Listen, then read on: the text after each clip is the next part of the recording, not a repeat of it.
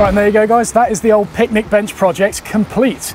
Let's go over some of its features, shall we? And so as for the general aesthetics and design of the table, I am over the moon with it. In my humble opinion, I think I've absolutely nailed that Japanese theme of it, and it's something that I've never actually tried to design with before.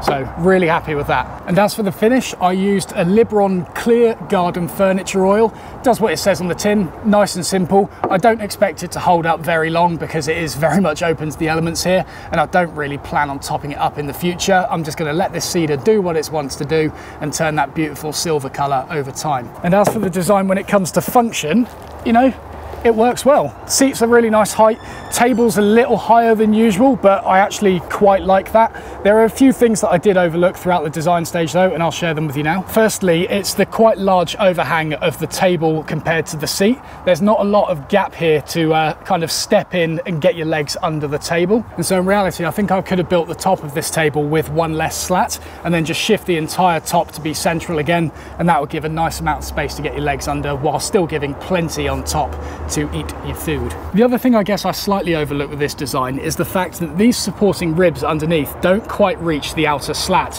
I chose to do this because I didn't want anything jabbing the user in the ribs as they sit here, but in reality I don't think that would have happened, and the only thing it's resulted in is this slat being unsupported from underneath.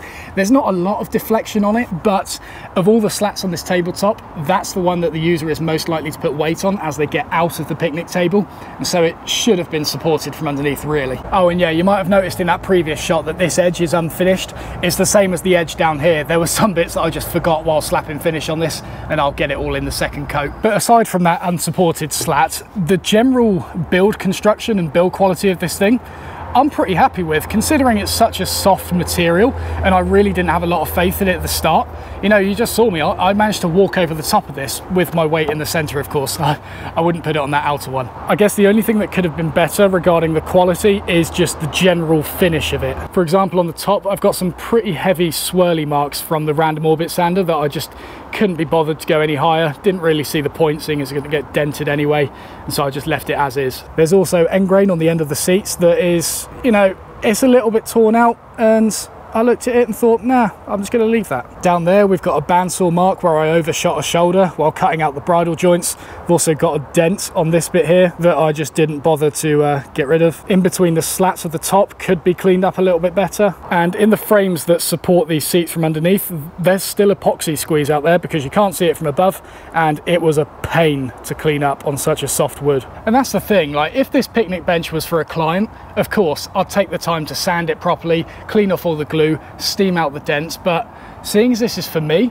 and it's such a soft wood that I know that I am going to dent, I'm going to scratch, I'm going to spill food over it, I just didn't really see the point in slaving over that finish when it was so hard to achieve on that wood in the first place. And for those of you that watched the entire series of this picnic table being made, you saw what this stuff was like. It was crumbly and it was just horrible to work with, and as soon as I put the chisel to it for the first time, I knew this was only going one way, and I knew I wouldn't be able to get that crisp finish that I usually strive for. If it was something like oak and something that I'm more used to working with, I could have made it better, but working with cedar was a great experience for me and is something I don't plan on visiting again anytime soon. And so if this is something you want to build yourself, I haven't quite put together any plans for it yet, but if it's something you're interested in, let me know your interest in the comment section below and I'll be sure to add it to my store at a later date.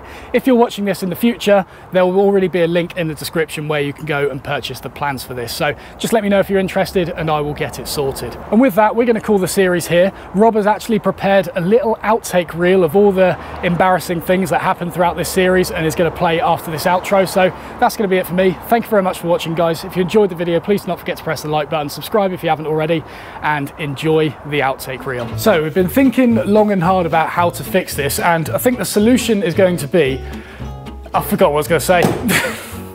So I think the solution, no, Pinterest, no, not picnic, picnic bench. I still spelled it pink ink. Would you like to restart? So we are going to break this, I can't say that, break this sketchbook's virginity. No, I'm not sure if I can go into bloopers. So at something's really pulling me towards cedar, and no, it's there.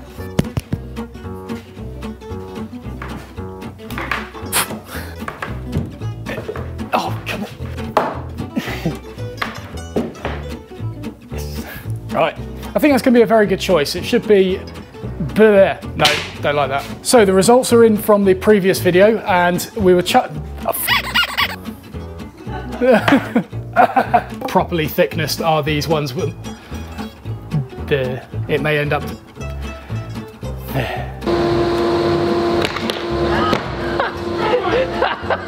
because during that routing up this is that time the yawn comes.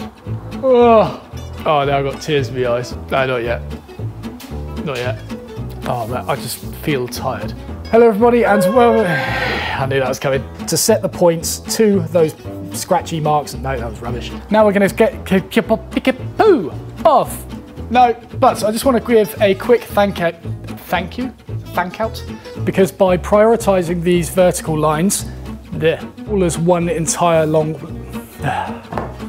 Oh bloody no! Right, stop creaking round up there. Hello everybody, and welcome back to part.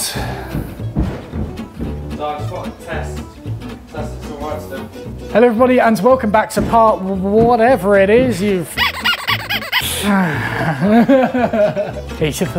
The 5 frames. So now, while that's drying, let's get beginning to lay out the top. Well, let's begin to lay out the top.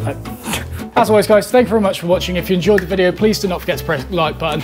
Oh, that was rubbish. For the Ridge wallet, link is come on, try the mitre saw. And of course, if you're not one for using cards all the time, simply shove that in there, and you've got the optional cash strap on back. On back. And if you're not one for carrying cards around, of course, simply shove that in there, and you've got the optional cash strap on back. Oh, it's in it again! Oh no! Oh God! And so thank you. Oh God! And so thank you. Yeah. Be about the big birth. Woo! Woo!